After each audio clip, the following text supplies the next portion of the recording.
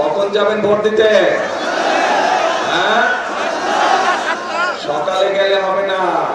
সব ভোট কেন্দ্রে, যার যার এলাকার ভোট কেন্দ্রে ফজরের জামাত আদায় করবেন। ভোট কেন্দ্রের সামনে পারবেন?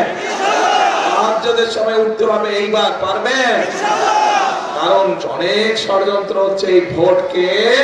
ওই এর আগে যেরকম তথাকথিত ভোট এসলো, আমুদ আমুন নির্বাচন হয়েছিল, নিশিরাতের নির্বাচন হয়েছিল, এবারও ভোট নিয়ে কিন্তু ষড়যন্ত্র হচ্ছে। পত্রিকার পাতায় খবর এসেছে, বিভিন্ন সোশ্যাল মিডিয়াতে খবর এসেছে, দেখেছেন না?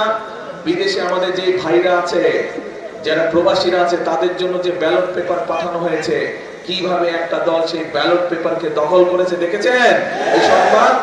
কাজে এই ষড়যন্ত্র দেশের ভিতরেও চলছে। এই জন্যই বলছি তাহাজ্জুদের নামাজ পড়তে হবে। ভোর রাতে উঠে তাহাজ্জুদের নামাজ পড়বেন, তারপরে ঘর থেকে বের হবেন, যার যার ভোট কেন্দ্রে গিয়ে ওইখানে দাঁড়িয়ে ওখানে ফজরের জামাতে নামাজ আদায় করতে পারবেন।